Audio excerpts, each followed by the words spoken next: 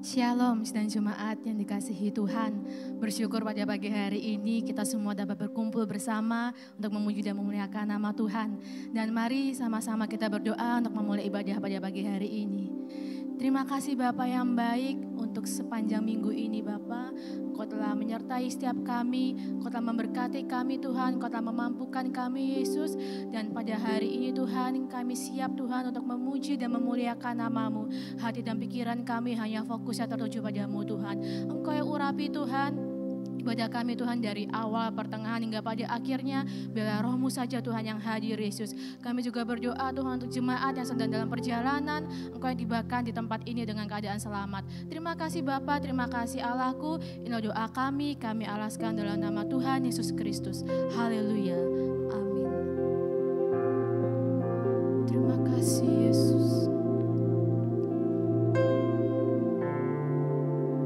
Di hadirat-Mu kami rasakan tenang Tuhan. Haleluya.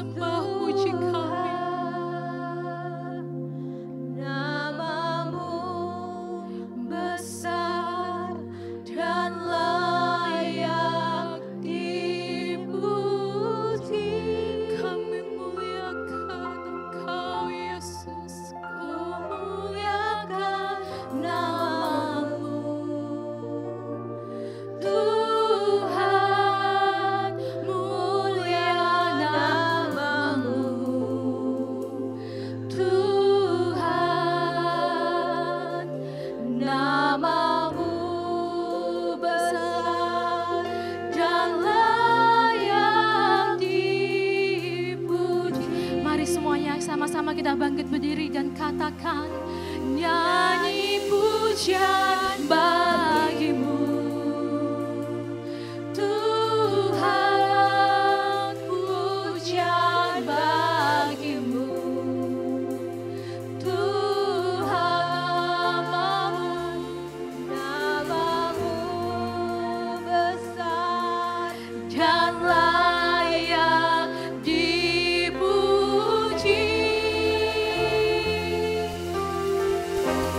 Nyanyi pujian bagimu Tuhan, pujian bagimu Tuhan, namamu besar dan layak dipuji. Haleluya. Nyanyi pujian bagimu, ya Tuhan,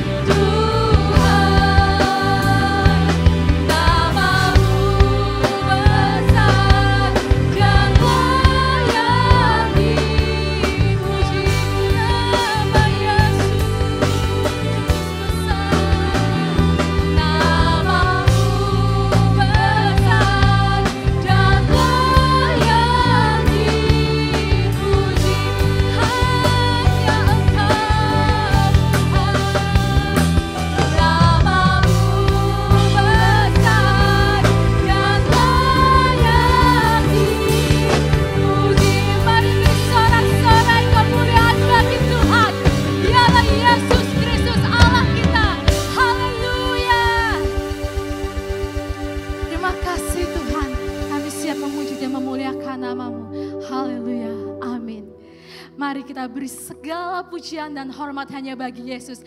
Datanglah kepada Tuhan dengan penuh sukacita. Haleluya. Sama-sama kita mau sorak-soraikan bagi Tuhan. Dialah Allah yang besar, dialah Allah yang baik bagi kita. Amin.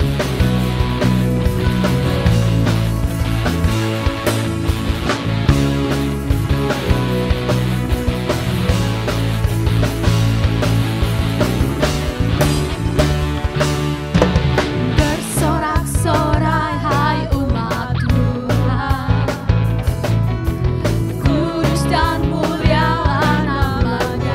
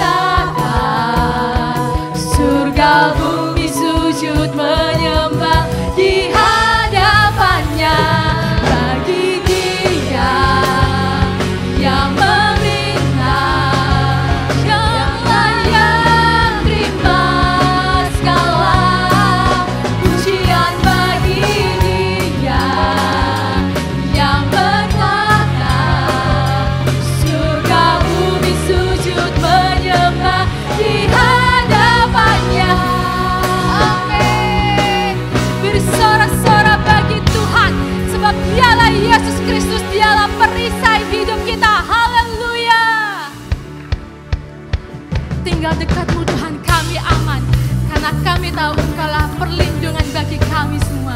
Amin.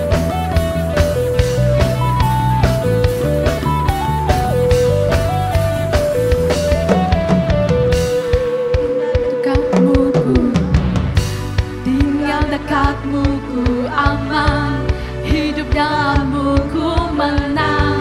Kau yang memegang hidupku di tanganmu, amin. Kau meneguhkan langkahku, kami mau berjalan bersamamu Tuhan. Ku berjalan di dalam kekuatanmu, Tuhan kau perisaiku.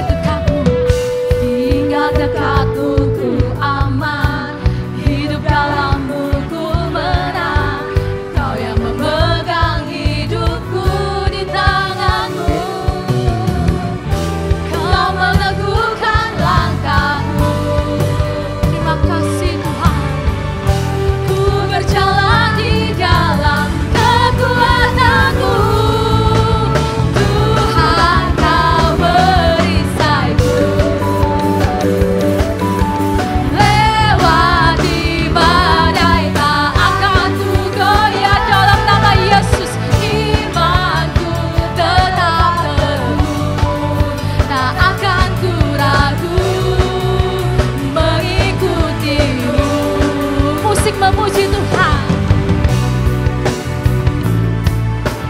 Nyatakan ini pujian ini sebagai iman kita, bahwa kita tidak akan pernah ragu di dalam Tuhan, karena Dialah yang akan nyatakan mujizatnya bagi kita. Amin.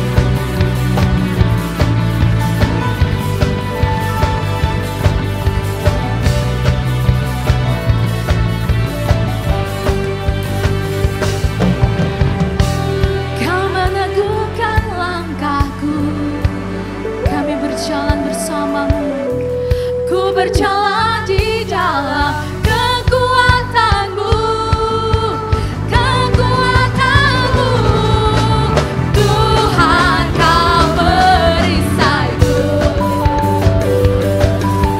Lewati badai tak akan ku goyah, imanku tetap teguh, takkan ku ragu.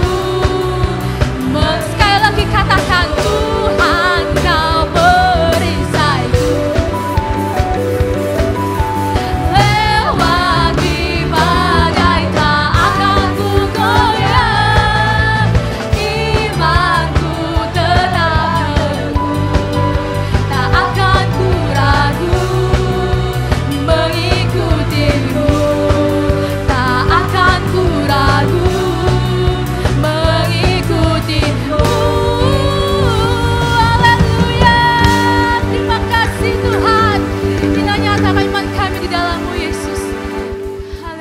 Jemaat dipersilakan untuk kembali.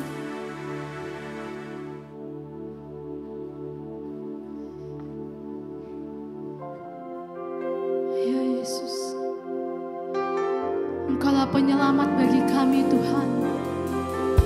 Di dalam kesesakan kami, Engkau ada Tuhan. Kami bersyukur Bapa.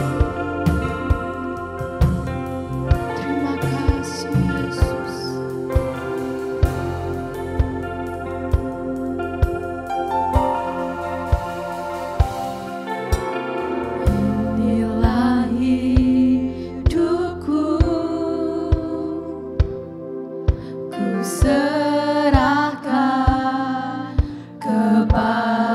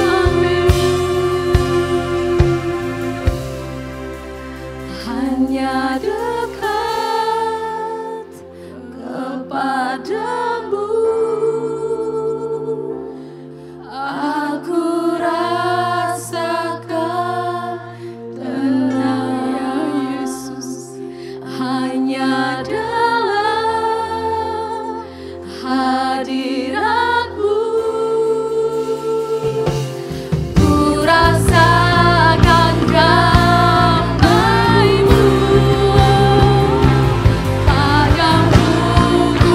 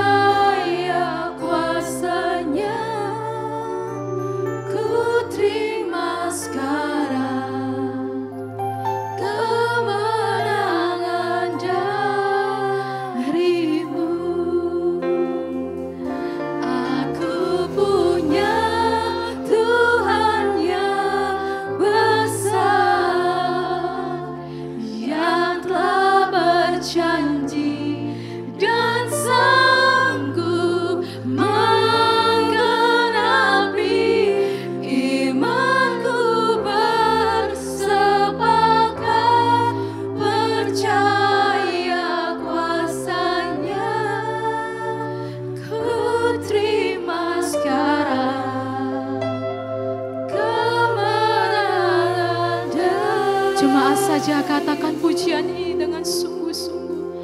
Aku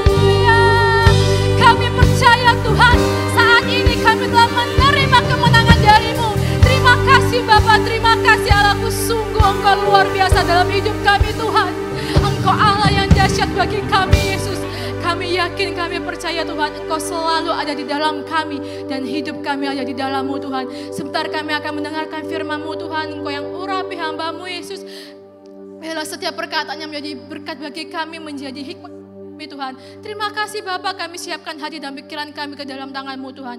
Dalam nama Tuhan Yesus Kristus. Haleluya. Amin.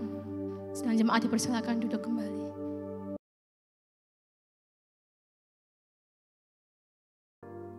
Puji Tuhan, pada pagi hari ini karena kasih karunia Tuhan kita boleh berada kembali dalam satu pertemuan yang bukan untuk kesenangan kita, bukan untuk sesuatu yang tidak bermakna, tetapi sesuatu yang mendatangkan keuntungan buat kerohanian kita semua. Puji Tuhan, Tuhan sangat baik, sangat mengasihi kita semua. Bapak Ibu Saudara yang dikasihi Tuhan, kalau kita masih ingat 2 minggu lalu, firman Tuhan judul pagi hari ini dengan judul dipulihkan ya. Dipulihkan memiliki arti diperbaiki dari kerusakan dan menjadi keadaan yang lebih baik ya. Menjadi keadaan yang lebih baik.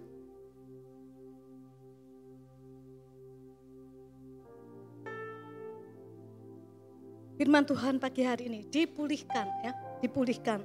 Biasanya yang dipulihkan itu adalah sesuatu yang sudah rusak. Sesuatu yang biasanya kalau rusak kemudian dibuang karena kita pikir sudah tidak diperlukan lagi. Tidak ada maknanya, tidak ada gunanya. Mau buat apa? Dah dibuang aja. Tetapi dipulihkan. Dipulihkan adalah diperbaiki. Bukan dengan keadaan rusak itu dipakai, tetapi diperbaiki dari kerusakannya. Sehingga menjadi memperoleh satu keadaan yang lebih baik, dipulihkan. 2 minggu lalu kita mendengar firman Tuhan dengan judul Efata, di mana ada seorang yang tuli, seorang yang bisu tuli, tidak bisa berkata-kata, tidak bisa mendengar, tetapi Tuhan pulihkan. Tuhan jamah, Tuhan pulihkan. Dan tidak ada yang mustahil bagi Tuhan Yesus untuk menyembuhkan. Orang yang bisu tuli Tuhan buka segala sesuatu yang mengikatnya, sehingga menjadi seorang yang bisa mendengar dan bisa berkata-kata, bisa memuliakan Tuhan. Efata. Dan bisu tuli rohani adalah sesuatu yang mengikat sehingga tidak bisa mendengar perkataan Tuhan, dibutakan, imannya diserongkan, melenceng kepada, kita lihat contoh-contoh yang membuat seseorang tidak bisa mendengar. Bilia melihat harta yang banyak, Hawa karena serakahnya, Yosia karena kekerasan hatinya tidak mau mendengar suara Tuhan, dan seperti tanah semak duri yang begitu keras, katakan Tuhan. Hati yang keras yang tidak mau mendengar firman Tuhan. Mereka tidak bisa menumbuhkan, tidak ada hasil. Tetapi tidak ada yang mustahil bagi Tuhan untuk memulihkan. Nah, siapa pengaruh semua di balik itu? Membuat orang tidak bisa mendengar. Siapa masih ingat pengaruh siapa? Pengaruh siapa? Pengaruh iblis. Iblis itu musuh Allah. Iblis musuhnya kita juga. Iblis musuh Allah dan musuhnya kita hari ini. Iblis musuhnya kita hari ini, iblis musuhnya kita nanti, musuhnya kita besok, musuhnya kita minggu depan, musuhnya kita sampai selama-lamanya. Iblis itu musuh kita. Nah, karena iblis itu musuh kita, firman Tuhan pagi hari ini mengingatkan kita semua. Kita semua ada di tempat ini, kita mau ibadah ya. Ibadah itu pertemuan untuk Tuhan, di dalam Tuhan, dan kita ingin dengar pesannya Tuhan itu apa. Tuhan ngomong apa buat saya? Nah, Tuhan ingin apa buat saya? Sesuatu apa yang Tuhan mau kerjakan buat saya? Nah, firman Tuhan pagi hari ini memberi pesan buat kita, supaya kita tidak main-main dengan iblis yang musuhnya Allah. Iblis sadar, Allah itu musuh, Allah itu maha tinggi. Bagaimana mau melawan Allah? Iblis tidak bisa. Di surga aja yang waktu iblis masih di surga, waktu itu Lucifer, malaikat di surga, baru nentang Allah, baru ingin menyamai Allah, sudah dicampakkan menjadi iblis. Dan iblis tahu keadaannya itu, dia musuh Allah, mana mungkin dia bisa mau melawan Allah. Itu sebabnya iblis dengan kelicikannya, dengan akalnya, dia bukan lagi melawan Allah dengan cara langsung kepada Allah, tetapi merusak ciptaan Allah yang paling berharga. Siapa ciptaan Allah yang paling berharga? Saudara dan saya, bersama dengan orang-orang percaya dimanapun juga. Karena apa? Karena kita sudah ditebus bukan dengan emas, bukan dengan perak, barang-barang berharga, tapi kita ini sudah ditebus dengan darah anak domba Allah, yaitu darah Yesus yang mahal. Tidak ada taranya. Kita berharga. Itu sebabnya iblis mau melawan Allah dengan cara merusak anak-anak Allah. Dan pagi hari ini Allah ingatkan kita, pesan buat kita.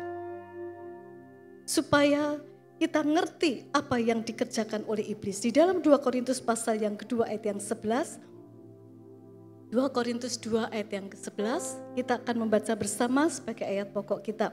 1, 2, 3. Supaya iblis jangan beroleh keuntungan atas kita, sebab kita tahu apa maksudnya. Kembali dengan lebih keras, lebih berani. 2, 3. Supaya iblis jangan beroleh keuntungan atas kita, sebab kita tahu apa maksudnya. Jangan sampai iblis beroleh keuntungan. Jangan sampai iblis untung dan kita ini menjadi pihak yang dirugikan. Jangan sampai iblis beroleh keuntungan. Dan Tuhan tunjukkan, ayo hati-hati ya, iblis itu musuh. Iblis itu musuh. Musuhnya kita dulu, musuhnya kita hari ini, musuhnya kita besok sampai selamanya. Jangan sampai iblis beroleh keuntungan. Nah, dari sini kita mau berpikir dua hal. Kalau begitu bagaimana caranya iblis itu bekerja? Bagaimana caranya iblis itu bisa memperoleh keuntungan? Nah, yang kedua, aku tidak mau jadi korban, tidak mau jadi keuntungannya iblis. Setuju? Jemaat Tuhan setuju kita tidak mau jadi korban? Siapa setuju di sini jemaat Tuhan? Tidak mau jadi keuntungannya iblis. Tidak mau jadi keuntungannya iblis. Taruh di sini. Aku tidak mau jadi keuntungannya iblis. Ya, tidak mau jadi keuntungannya iblis. Nah, sekarang mari kita lihat bagaimana cara kerja iblis, ya. Bagaimana cara kerja iblis? Dua hal itu, bagaimana cara kerja dan bagaimana sikap kita supaya kita tidak jadi keuntungannya iblis. Cara kerja sesuai dengan namanya, sesuai dengan tujuannya. Di Yohanes 10 ayat yang ke-10 di situ dikatakan iblis itu kalau bekerja pakai cara apa? Mencuri, membunuh, membinasakan. Mari kita katakan cara iblis bekerja. 1, 2, 3. Cara iblis bekerja. Mencuri, membunuh, membinasakan. Lagi 1, 2, 3. Cara iblis bekerja. Mencuri, membunuh, membinasakan. Mencuri, membunuh, membinasakan. Ini cara iblis. Di Yohanes 8 ayat 44 dikatakan, ia adalah pembunuh manusia sejak semula dan tidak hidup dalam kebenaran. Sebab di dalam dia tidak ada kebenaran. Apabila ia berkata dusta, ia berkata atas kehendaknya sendiri. Sebab ia adalah pendusta dan bapa segala dusta. Selalu berkata kehendaknya sendiri, dia pendusta. Iblis itu pembohong. Dan cara kerjanya adalah untuk merebut orang-orang yang percaya Yesus, yang percaya kepada Juru Selamat. Direbut, dialihkan dari untuk jadi jalan menuju kehidupan kekal. Dijauhkan dari firman Allah kebenaran. Dengan mulutnya, dengan perkataannya yang tidak ada kebenaran itu. Iblis mengecoh sedemikian rupa, melencengkan anak-anak Tuhan. Supaya tidak hidup dalam firman Tuhan. Dan ujung-ujungnya adalah membinasakan. Itu cara iblis. Dan kita lihat keuntungan iblis adalah kerugian. Keuntungan iblis adalah kerugian bagi orang yang mau ditipu. Keuntungan iblis adalah kerugian bagi orang yang mau dilencengkan, yang mau dibawa, yang bisa diseret. Celakanya orang-orang yang bisa dibawa oleh iblis. Itu keuntungan iblis. Berat timbangannya, keuntungannya. Dan rugi bagi orang-orang yang bisa dibawa. Satu, apa yang diambil dari orang-orang percaya? Apa yang dicuri dari orang-orang percaya? Kan kita sudah ditebus dengan darah anak domba Allah. Kita sudah dilahirkan dilahirkan kembali. Saat kita dilahirkan kembali, Tuhan memberikan sifat-sifat Allah dalam kehidupan kita. Di dalam 2 Timotius 1 ayat yang ke-7, sebab Allah memberikan kepada kita bukan roh ketakutan, melainkan roh yang membangkitkan kekuatan, kasih, ketertiban. Ini adalah sifat-sifat Allah, buah-buah Roh Kudus ditaruh dalam hidup anak-anak Tuhan. Tetapi kita lihat iblis yang mau membinasakan, curi itu semua. Roh yang membangkitkan kekuatan. Roh yang memberanikan kita melayani Tuhan.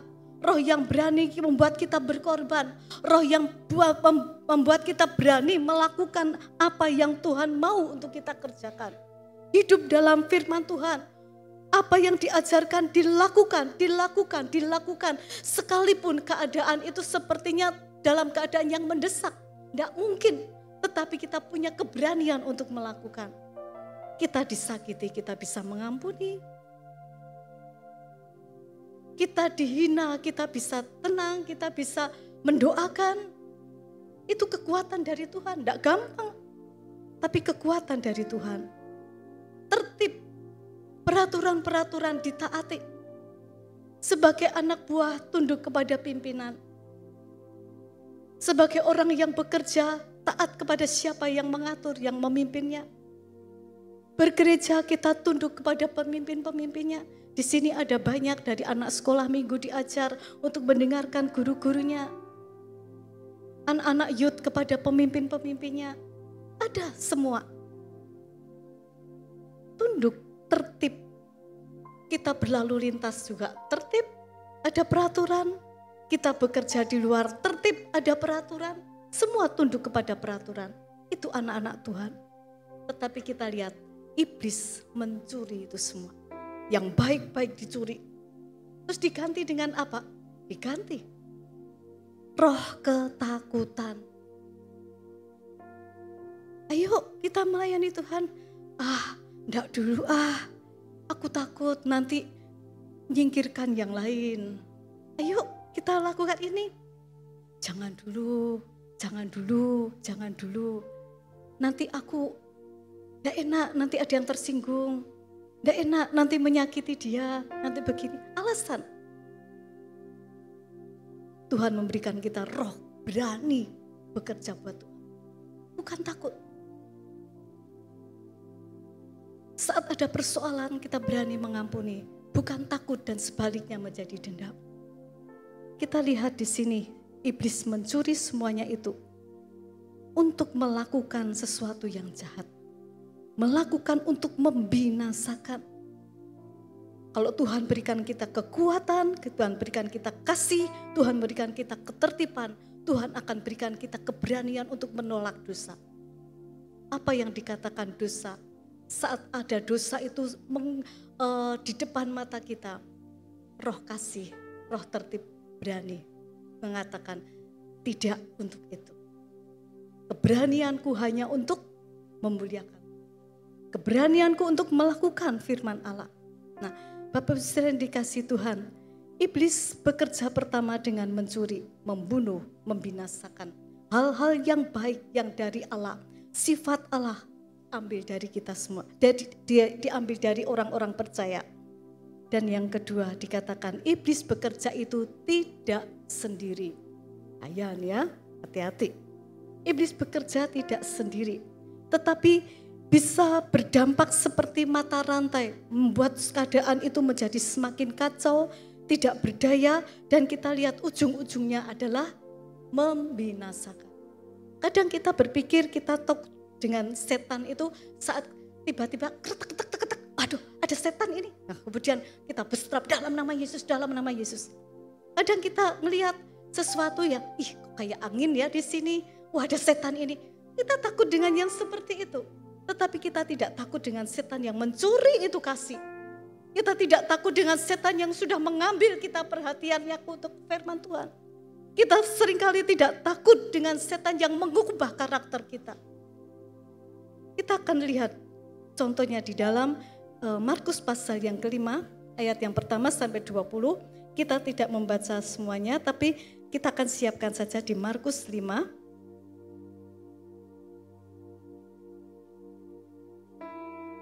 Kita membaca ayat 1 sampai dengan 5. Lalu sampailah mereka di seberang danau di daerah orang Gerasa. Baru saja Yesus turun dari perahu, datanglah seorang yang kerasukan roh jahat dari pekuburan menemui dia. Orang itu diam di sana dan tidak ada seorang pun lagi yang sanggup mengikatnya, sekalipun dengan rantai. Karena sudah sering ia dibelenggu dan dirantai, tetapi rantainya diputuskannya dan belenggu dimusnahkannya, sehingga tidak ada seorang pun yang cukup kuat untuk menjinakkannya. Siang malam ia berkeliaran di pekuburan dan di bukit-bukit sambil berteriak-teriak dan memukuli dirinya dengan batu. Nah, kita lihat di sini sebagai contoh, di dalam Markus pasal yang kelima ada seorang yang dirasuk setan di Gerasa. Nah, kita lihat orang yang dirasuk setan ini seluruh hidupnya sudah didominasi oleh iblis. Watak-watak, sifat-sifat iblis. Apa yang dikatakan iblis itu seperti ini, semuanya itu ada di orang yang dirasuk setan ini. Nah, seorang menjadi jahat. Seorang yang dirasuk setan menjadi jahat. Dia menjadi orang yang tidak tahu malu. Orang yang tersesat. Dan di mana aja dia ada, orang bisa lihat tanda-tanda pribadinya setan itu seperti apa. Dan kita lihat yang pertama itu dikatakan adalah tinggal di kuburan, ya, tinggal di kuburan. Tentu saja kita semua tidak ada orang yang pengen tinggal di kuburan ya. Wis melayat terus tak tinggal di sini 2 hari lah. Tidak ada. Mau pasang tenda di kuburan rasanya juga tidak ada ya. Mau malam mingguan di kuburan rasanya juga tidak mungkin. Nah, kita lihat kuburan itu adalah hal yang najis. Berbicara tentang hal yang najis. Apa itu kenajisan? Kenajisan adalah senang melakukan yang tidak baik, senang melakukan sesuatu yang di luar rencana Tuhan, bahkan yang bertentangan dengan Tuhan. Senang melakukan itu. Nah, 2 minggu lalu kita lihat Adam tidak baik seorang diri di Taman Eden. Adam punya teman banyak, yang gajah, yang keledai, yang kuda, yang anjing, yang kucing, yang kelinci, ikan-ikan, semua banyak. Itu Adam yang kasih nama. Tapi tidak ada seorang pun yang sepadan buat Adam. Itu sebabnya Tuhan buat pasangan yang pas buat Adam. Karena manusia, Tuhan kasih namanya keinginan. Yang tepat adalah yang dibuat dari tulangnya Adam, yaitu Hawa. Tapi apa sekarang yang jadi dalam dunia ini? Apakah semua pria mencari pasangan yang wanita? Sudah tidak sedikit. Ada pria cari pacar pria, ada pria yang cakep-cakep jadi cantik.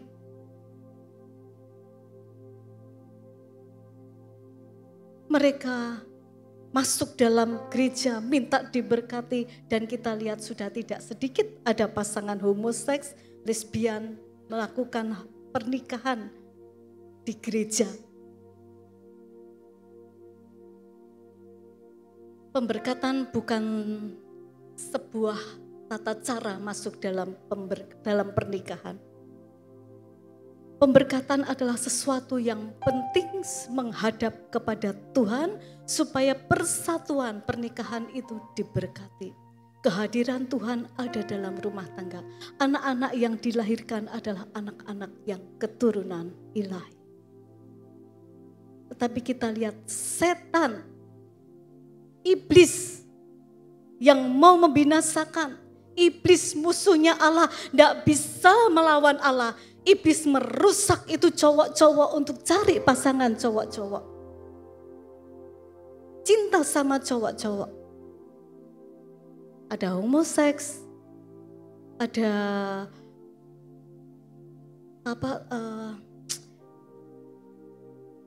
merusak anak-anak muda, anak-anak kecil, disodomi. Wanita cinta dengan sesamanya wanita. Dengan tidak malu mereka berjalan bersama di jalan. Dengan tidak malu mereka melakukan perbuatan-perbuatan yang tidak senonoh dilihat orang banyak. Siapa yang membuat berani melakukan itu? Itu adalah roh keberanian yang ditaruh oleh iblis. Iblis membuat berani melakukan dosa, tidak malu ditonton orang banyak, tidak malu melakukan dosa. Mereka pikir itu sesuatu yang baik, hebat.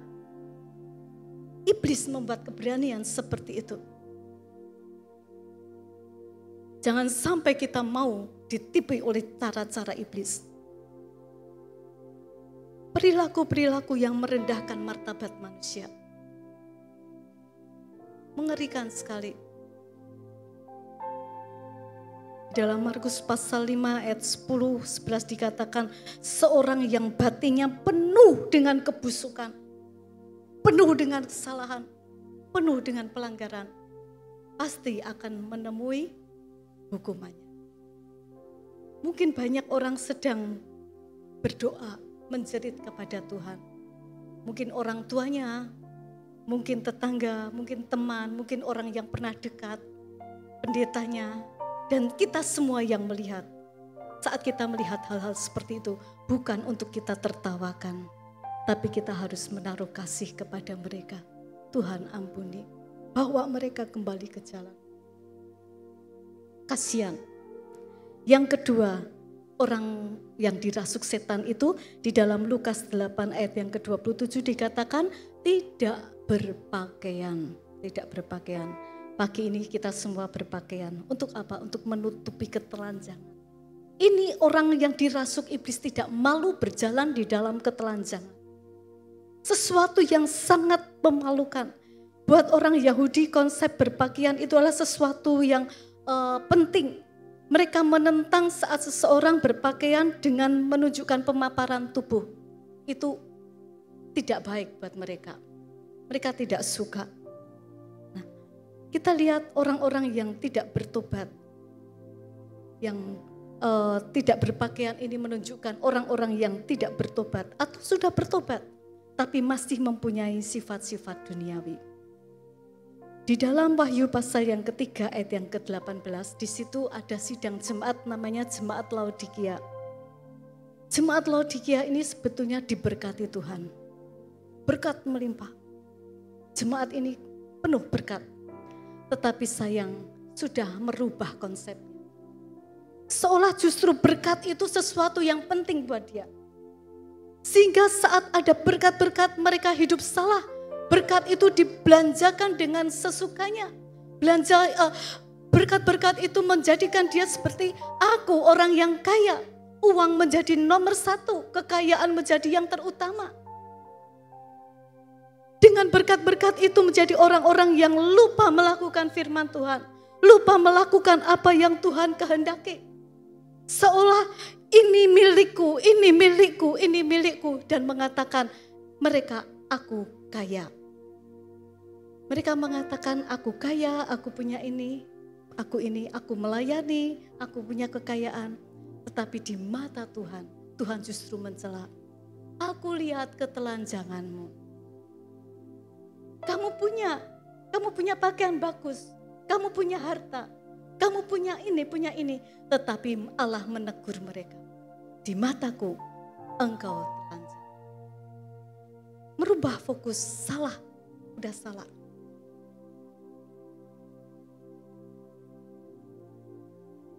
Engkau adalah orang-orang yang celaka. Engkau adalah orang-orang yang sengsara. Engkau punya uang tapi sebetulnya engkau miskin. Engkau bilang melihat ini itu sebetulnya engkau buta. Engkau berpakaian indah tetapi sebetulnya engkau telanjang. Di mata Tuhan, keadaan Laodikia seperti ini. Tuhan berikan berkat yang banyak, tetapi berkat itu untuk tubuh, untuk kesenangan, untuk milik sendiri. Lupa melakukan apa yang firman Tuhan tetapkan. Nah, kita lihat bagaimana usaha iblis itu merusak. Dari penampilan, dari menginginkan sesuatu, dari memenuhi keinginan, hasrat, iblis itu melencengkan. Melalui uang itu iblis melencengkan. Kita lihat yang ketiga, memukuli diri dengan batu. Di dalam Markus 5 ayat yang kelima tadi, setan itu kita lihat membantu orang yang dirasuk ini, yang bisa dibawa ini. Memukuli batu. Sudah tidak berpakaian di kuburan, memukuli dengan batu. Bisa bayangkan penampilannya seperti itu. Menyiksa diri, hancurkan. Apa yang membuat seseorang itu menghancurkan? Apa yang membuat seseorang itu menyiksa dirinya sendiri? Kunci di sini sebetulnya adalah karena tidak bisa mengampuni. Seseorang yang tidak bisa mengampuni itu sebetulnya sedang menghancurkan diri sendiri. Kepahitan yang kita simpan, luka batin, nahan dendam, ngompet terus kita simpan di sini. Itu sebetulnya sedang menghancurkan. Kita ingat kita ini sedang beribadah ya, mendengar firman Tuhan. Dan Tuhan berbicara, Tuhan cinta kita. Iblis ini membuat orang ini berani menghancurkan diri, memukul dengan batu. Dan kita lihat orang yang sakit hati, satu contoh adalah di dalam Lukas pasal yang ke-15 ayat yang ke-25 sampai 32. Di situ ada perumpamaan anak yang hilang. Siapa yang hilang di sini? Yang hilang di sini dari kisah itu dua-duanya pernah hilang. Yang pertama anak bungsu hilang tapi kembali. Dan kita akan lihat anak yang sulung. Kenapa? Hanya karena sakit hati.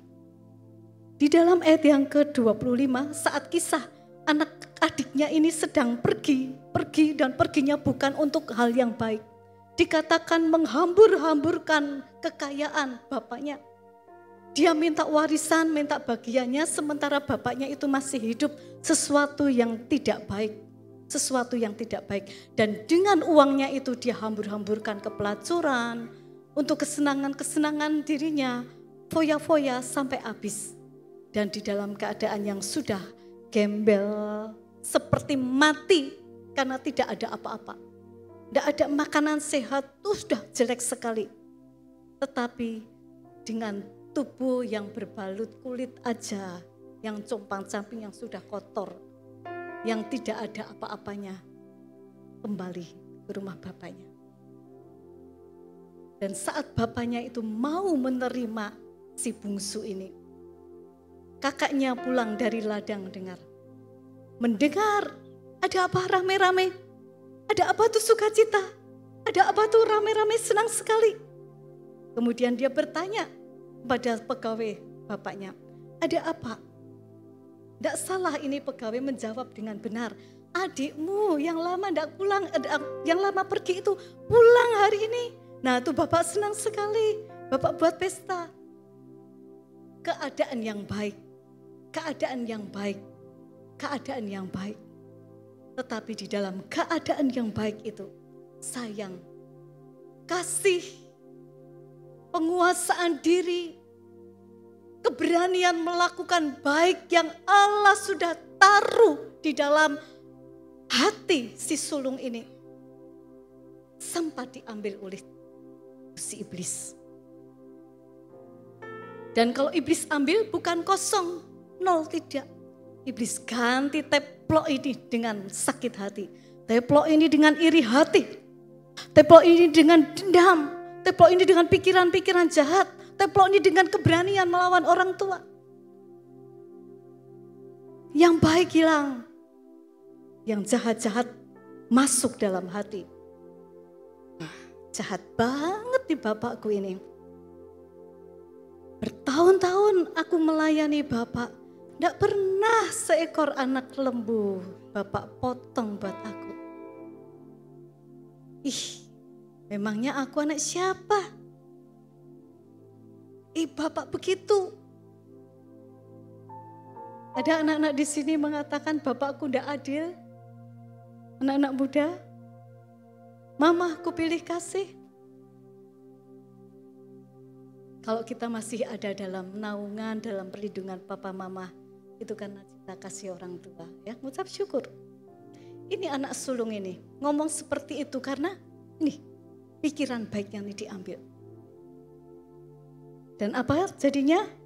Karena tidak mau mengampuni. Sebetulnya dia punya sifat yang sama seperti bapaknya. Bapaknya bisa menerima adiknya itu, anak bungsunya. Dengan penuh pengampunan bapaknya itu dekat. Tapi berbeda dengan si sulung. Dia marah. Dia dendam, iri hati. Dan saat bapaknya itu keluar, ayo adikmu sudah bersama-sama dengan kita. Sepatutnya kita bersyukur, bergembira. Tetapi kita lihat ketertiban, roh ketertiban sudah tidak ada. Yang ada si sulung melawan dengan perkataan. Melawan, tidak mau masuk rumah. Dan dan iblis kasih roh sombong itu. Aku bisa. Wis ndak di sini ndak apa-apa, pergi. Tinggalkan rumah. Tinggalkan bapaknya. Tidak hidup dalam naungan bapaknya lagi. Siapa yang membuat berani memutuskan yang salah? Siapa yang membuat berani berpikir seperti itu? Si iblis bapa pembohong. Dia pencuri, dia yang mau membunuh, dia yang mau membinasakan. Si sulung tidak sadar bahwa dia sudah mulai terikat kakinya. Dia sudah mulai terikat kakinya, matanya sudah terarah kepada jalan yang salah. Selangkah jalan, selangkah jalan, selangkah jalan, selangkah jalan. Lama-lama jalan kebenaran itu sudah tidak kelihatan. Selangkah masih kelihatan rumah Bapa. 2 langkah masih kelihatan rumah Bapa. Kalau dia noleh, dia kembali masih bisa. Kita lihat seperti Bileam kemarin, sampai di satu saat titik jalan yang tidak bisa belok lagi. Terjepit sudah. Kalau maju berarti binasa. Ini si sulung. Karena tidak mengampuni. Jalannya menuju kepada yang salah. Tidak bisa dinasihati, tidak bisa dikendalikan. Tidak mau tunduk karena sombong. Dan kita lihat setan membuat apa? Di dalam Markus 5 ayat 5 dan Lukas 8 ayat yang ke-27 dikatakan berkeliaran di pekuburan, berkeliaran di kuburan. Kalau di Lukas 8 ayat yang ke-27 dikatakan lama tidak tinggal dalam rumah. Jadi orang yang dirasuk setan ini sebetulnya punya rumah, punya tempat tinggal. Saudara di rumah bisa apa? Bisa tidur, bisa makan, bisa mandi, bisa lihat aku sudah rapi atau belum, bisa kumpul keluarga, rumah bisa bercengkrama, di rumah bisa bahas yang baik, di rumah bisa nikmati semua yang baik-baik, di rumah. Ini orang dirasuk setan punya rumah, tetapi tinggalnya di pekuburan. Kasihan. Sesuatu yang membuat levelnya itu turun. Sesuatu yang membuat dia itu direndahkan. Sesuatu yang membuat dia itu dihina. Kasihan ya, dia rumahnya itu gedong apik-apik loh. Aku pernah masuk rumahnya seperti ini.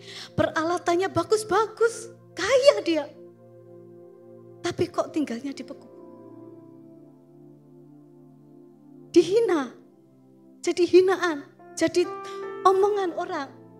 Tidak baik. Rumah juga berbicara tentang apa? Ini rumah kita, ya. Nih, gereja Alpha Omega, GPDI Alpha Omega, rumahnya kita. Di sini kita bisa apa? Bisa bersekutu, bisa dengar firman Tuhan, bisa menyanyi, menyembah Tuhan, memuji Tuhan. Ada sukacita, ada keceriaan. Kita bisa makan roti sehidangan, sama-sama dinikmati.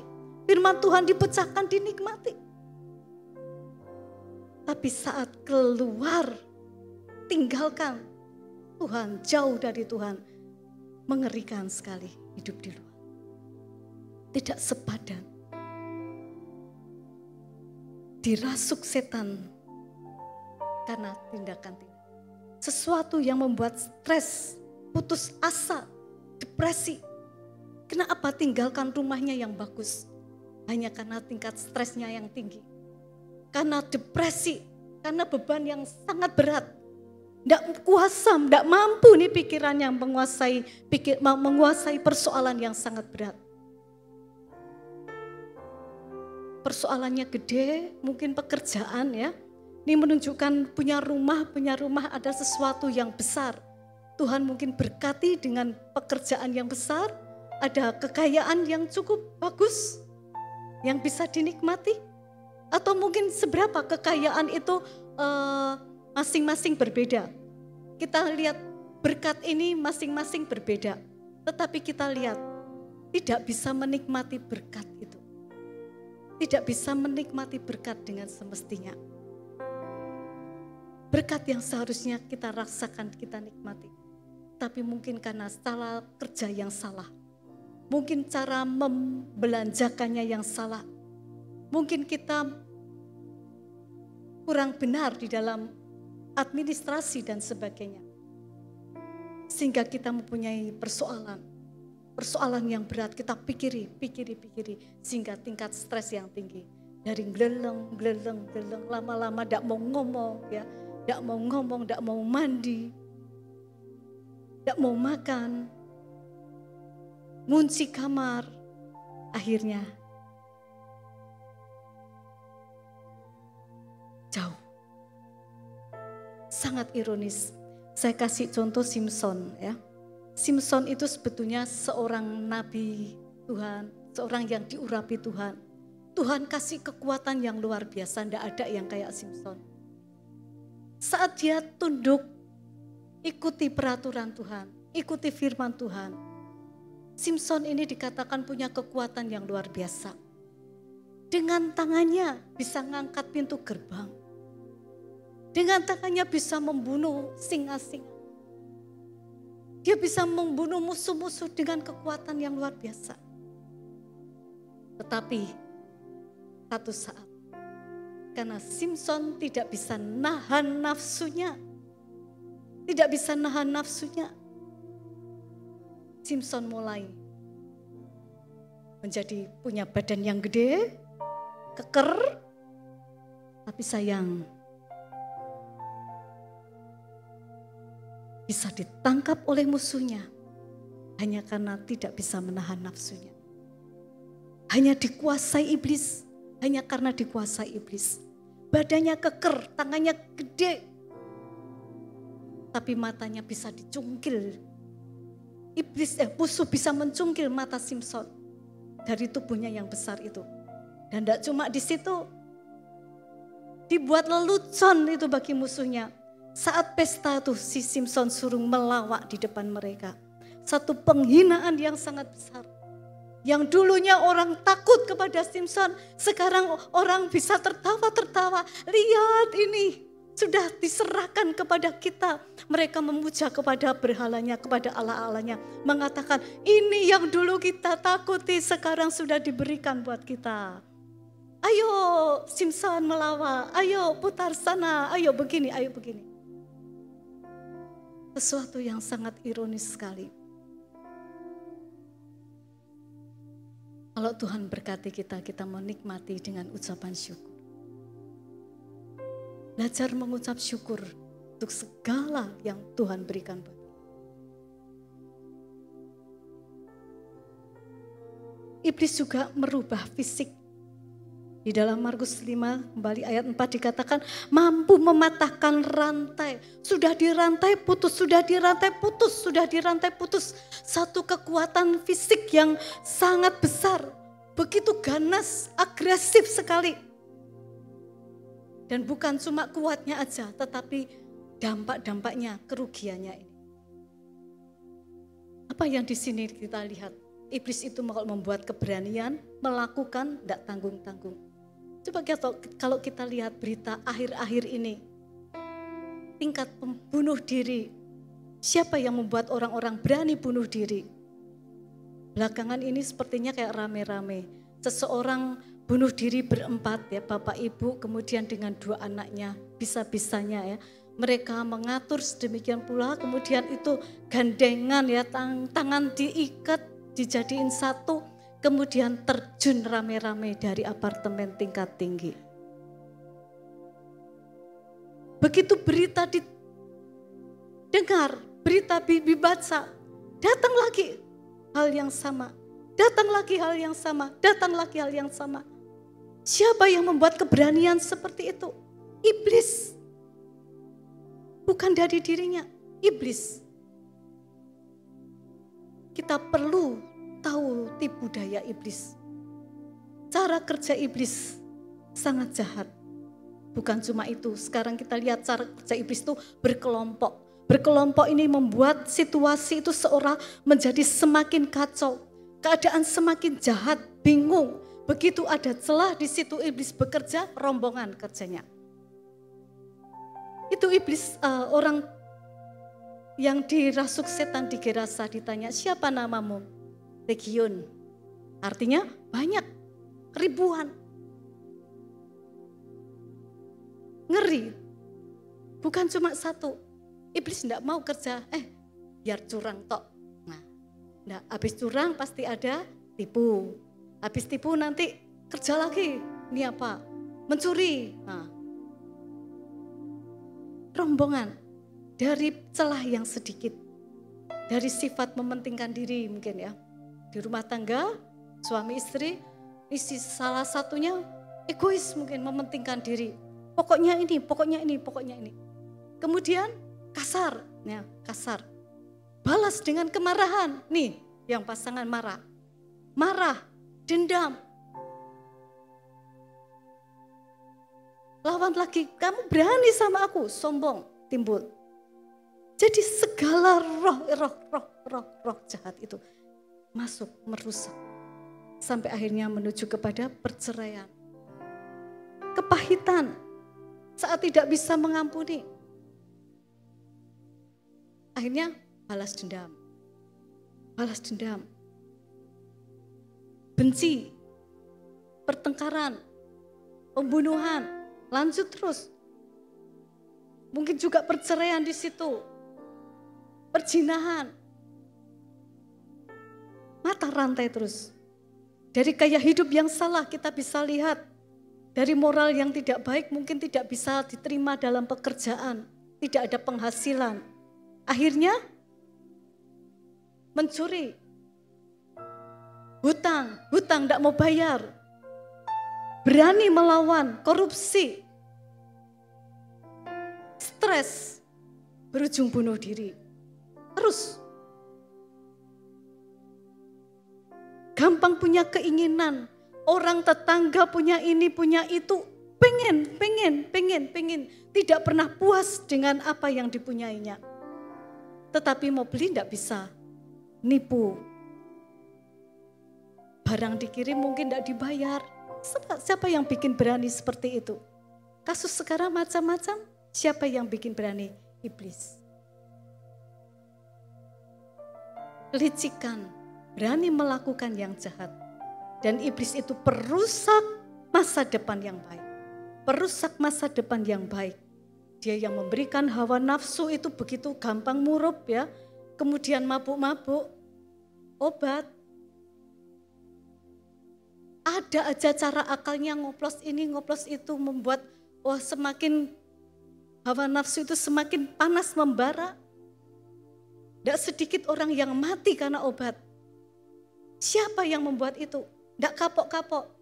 Tahu beritanya tapi berani aja nyoba, berani nyoba. Siapa yang membuat? Iblis. Iblis bilang, kan sudah nyoba kemarin tidak apa-apa. Kan sudah nyoba kemarin tidak apa-apa. Ini waktunya pakai lagi. Cepat. Iblis itu semua. Kita lihat bagaimana moral rusak. Orang begitu gampang aborsi. Gampang melakukan kesalahan, pelecehan seksual. Ada banyak tuh perselingkuhan. Kemudian mereka melakukan aborsi. Anak lahir dibuang di jalan. Anak lahir ditaruh di mana. Anak lahir dibunuh. Seperti kayak membuang bangkai apa aja tuh. Mengerikan sekali kejahatan-kejahatan. Siapa yang membuat? Iblis. Yang kita harus tahu cara-cara bekerjanya. Iblis bekerja dengan jahat. Dia bekerja dengan rombongan. Dan sekarang kita perlu menyadari bagaimana sikap kita. Yang pertama adalah berjaga-jaga. Ya, berjaga-jaga. Berjaga-jagalah karena lawanmu si iblis berjalan keliling sama seperti singa. Mengaum mencari siapa yang dapat ditelannya. Kita harus melawan dengan iman yang teguh. Ya. Iman yang teguh itu seperti cor-coran, tidak gampang goyah. Kita bikin cor yang kuat, imannya teguh, tidak akan menggoyahkan rumah rohani kita. Cor yang kuat, iman yang kuat. Pada saat kita takut, kita bisa berseru kepada Tuhan. Tidak gampang dihancurkan, tidak gampang digoyahkan. Yang kedua adalah sadar akan jebakan iblis.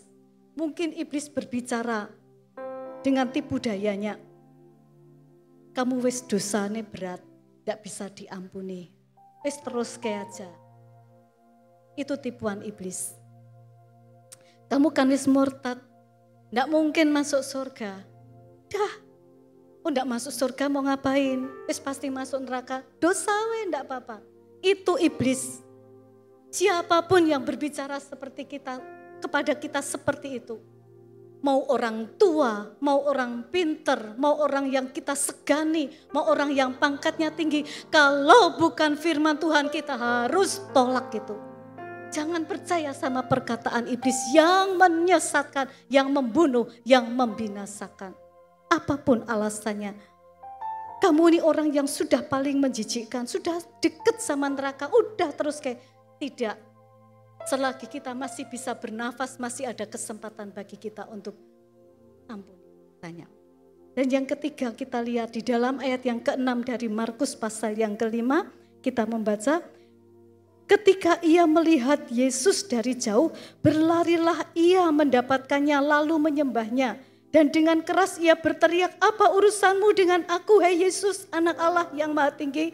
Demi Allah jangan siksa aku. Karena sebelumnya Yesus menyatakan kepadanya, hai engkau roh jahat, keluar dari orang ini. Kemudian ia bertanya, siapa namamu? Jawabnya, namaku Legion, karena kami banyak. Ia memohon dengan sangat supaya Yesus jangan mengusir roh-roh itu keluar dari daerah itu. Kita lihat di sini.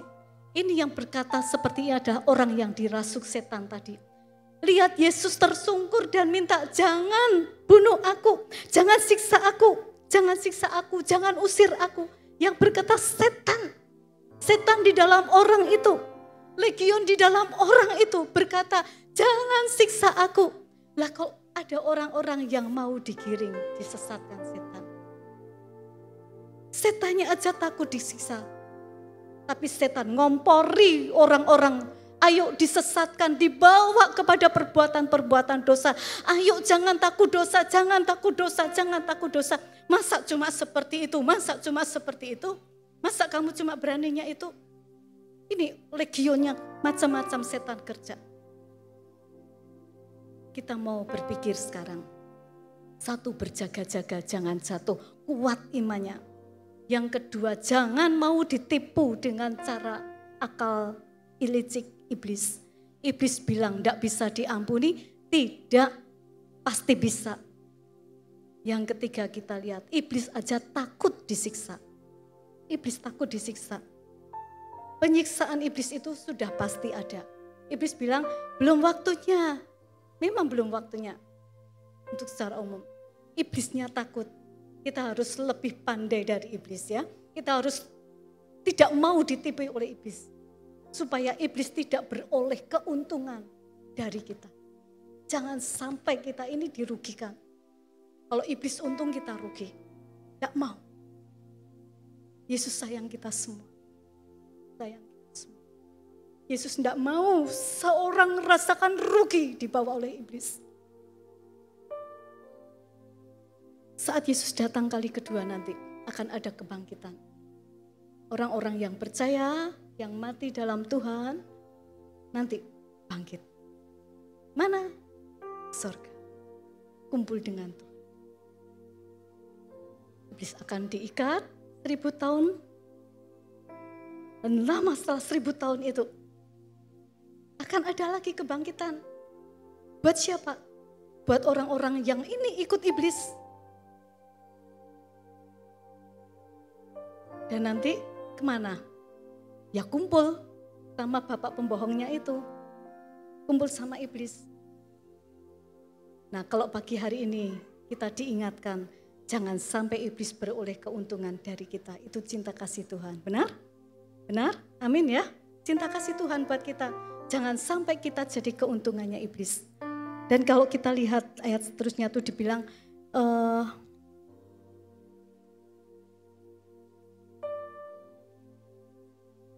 kita lihat bagaimana Yesus menyembuhkan, ya, Yesus menyembuhkan orang yang sembuh dari memulihkan.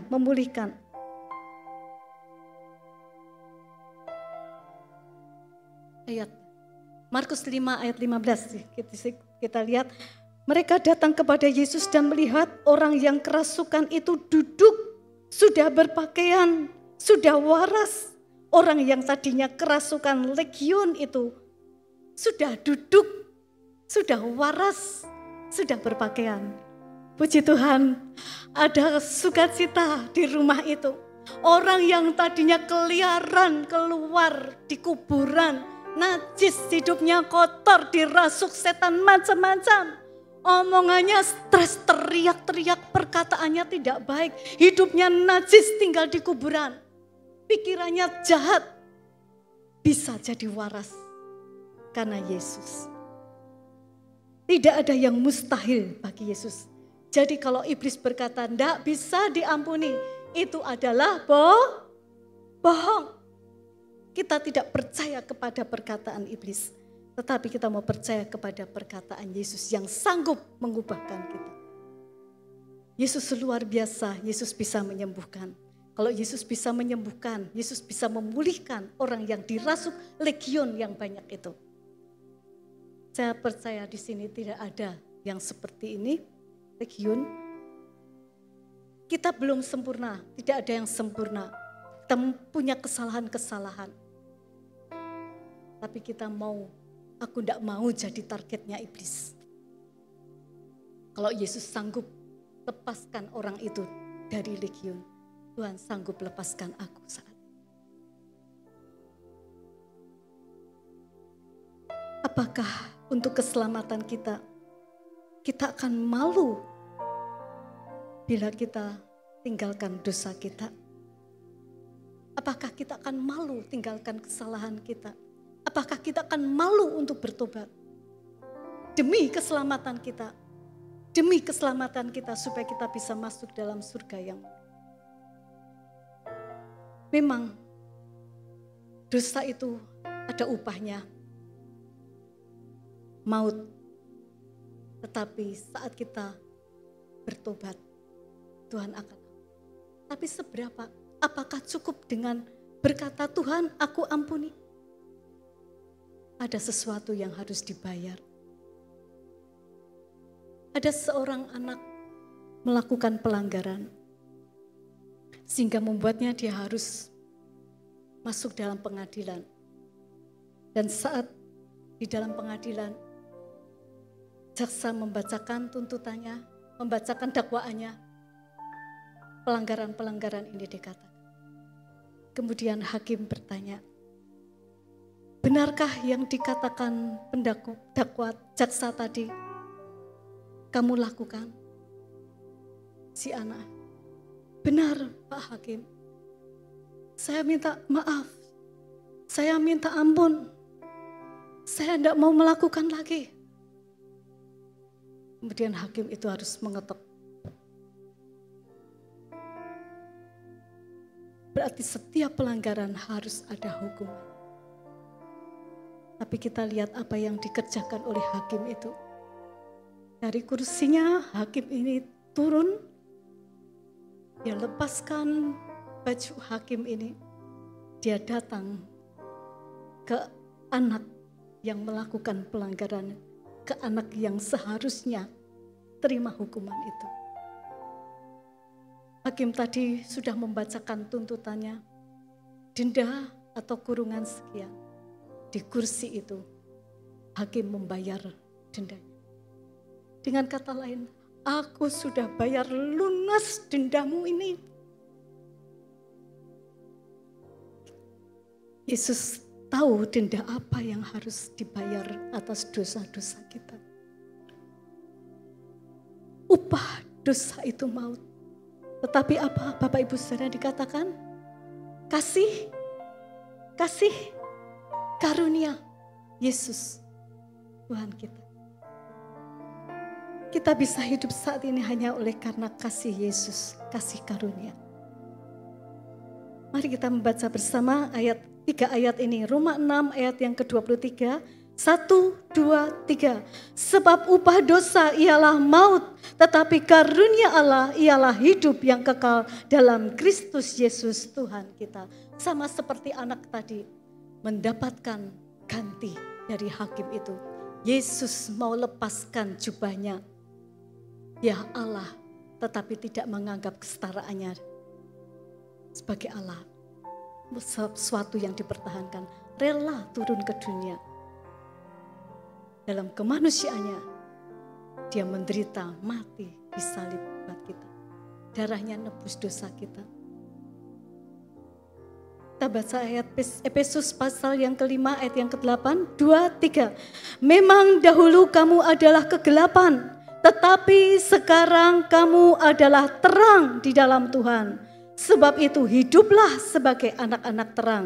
Kisah 26 ayat 18, untuk membuka mata mereka supaya mereka berbalik dari kegelapan kepada terang dan dari kuasa iblis kepada Allah, supaya mereka oleh iman mereka kepadaku memperoleh pengampunan dosa dan mendapat bagian dalam apa yang ditentukan untuk orang-orang yang dikuduskan.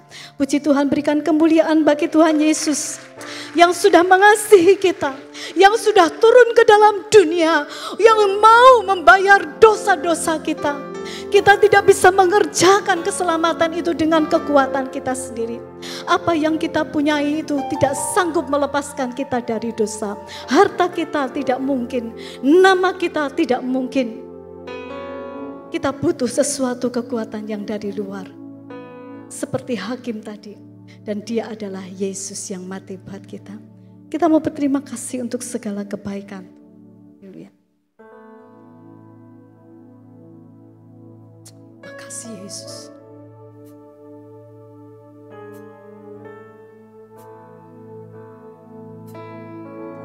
Mari kita sama-sama berdiri dengan cinta.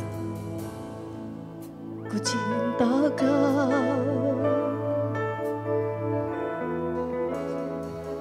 rahmat-Mu nyata bagiku, hidupku di dalam tangan-Mu.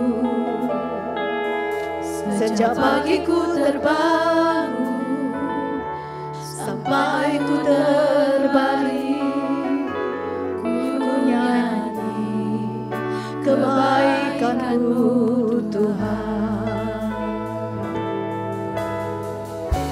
Sepanjang hidupku Kau setia, sepanjang hidupku Kau sangat baik. Nafasku memuliakan-Mu, ku nyanyi kebaikan-Mu Tuhan. Kembali dari atas, ku cinta Kau.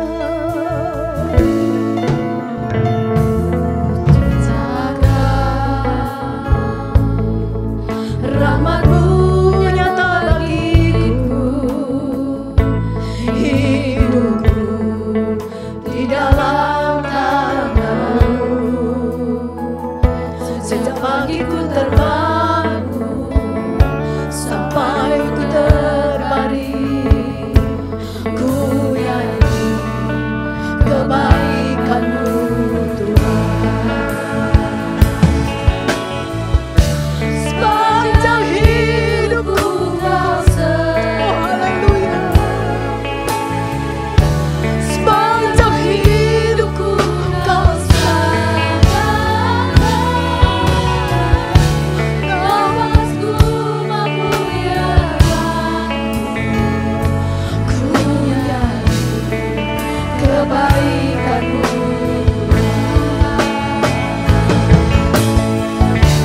Sepanjang hidupku Kau setia, sepanjang hidupku Kau sangat baik. Nafasku memuliakan-Mu, ku nyanyi kebaikan-Mu. Suara-Mu tuntunku lewati api, suara-Mu tuntunku lewati api. Dalam Kau ada bagi. Yesus tidak pernah biarkan kita sendiri. Apakah itu api? Apakah itu kegelapan? Yesus beserta dengan kita. Oh haleluya. Sepanjang hidupku Kau setia, oh haleluya. Sepanjang hidupku Kau sangat baik. Nafasku memuliakan-Mu, ku nyanyi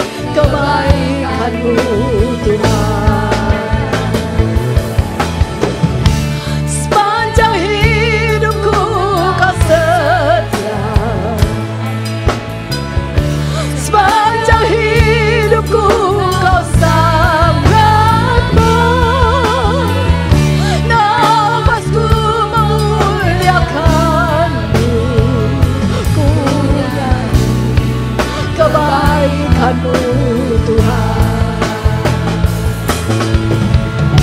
Sepanjang hidupku Kau setia,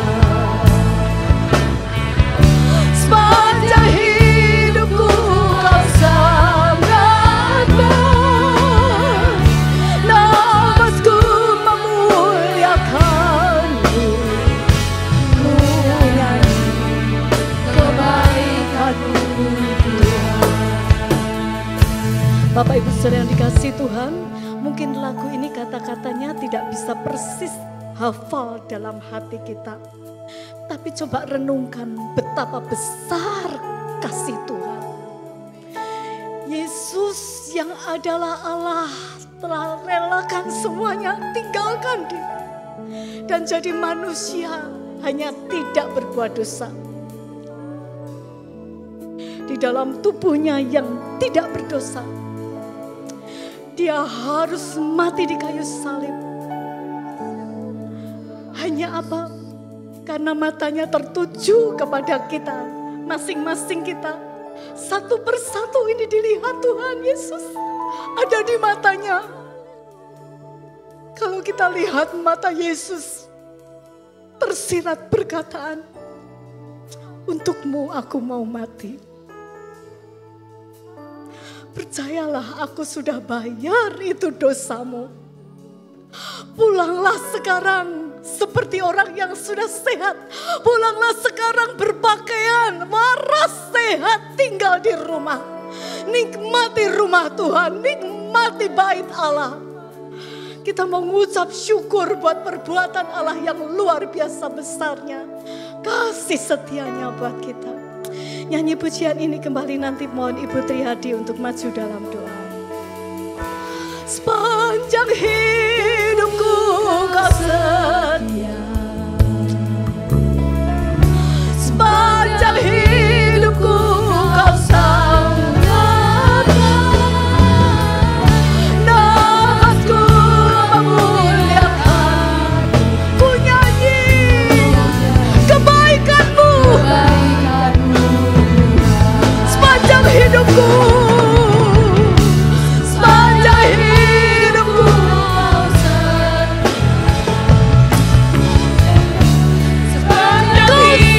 baik. Haleluya, haleluya, haleluya. Oh ramadaka, ramadaki, lala, mala, mala, mala, mala, mala, mala.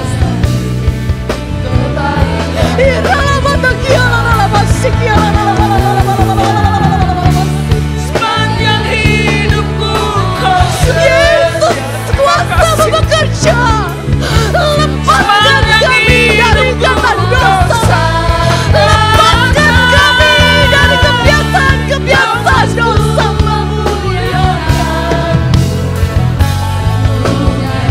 Tidak ada satu ikatan yang bisa mengikat kita lagi. Di dalam hadirat-Nya segala ikatan iblis dilepaskan.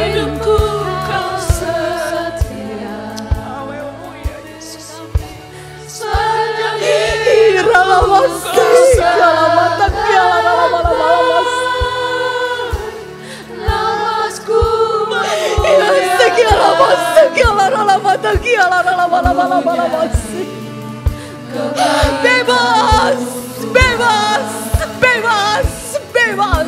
Sikiala mata, kiala mata, kiala mata. Yesus,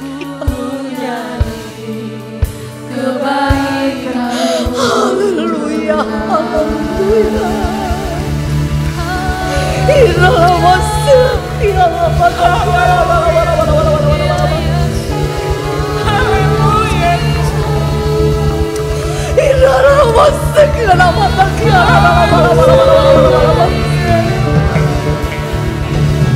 Yesus bekerja, Yesus bekerja untuk hukumanmu. Yesus bekerja, lepaskan, lepaskan dalam nama Yesus. Lepas dalam nama Yesus. Lepas dalam nama Yesus. Oh Yesus, pulihkan rumah-tangga Yesus. Oh glory, glory, glory. Tidak ada satupun yang menjadi keuntungan iblis. Haleluya. sangat baik bagi kami Tuhan. Kami rasakan kesetiaan-Mu dalam hidup kami Tuhan. Haleluya Yesus. Haleluya Yesus. Engkau korbankan diri-Mu untuk kami Tuhan. Benar Tuhan apa yang sudah Engkau berikan kepada kami. Jangan sedikit pun iblis mengambil keuntungan dari hidup kami umat-Mu Tuhan. Terima kasih Bapa di surga buat firman-Mu pagi hari ini.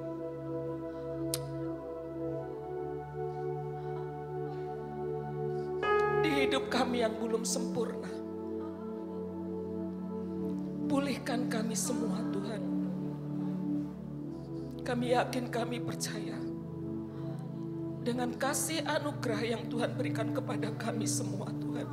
Melalui firman yang sudah kami dengar, Kau pulihkan kami, sehingga Tuhan kami hidup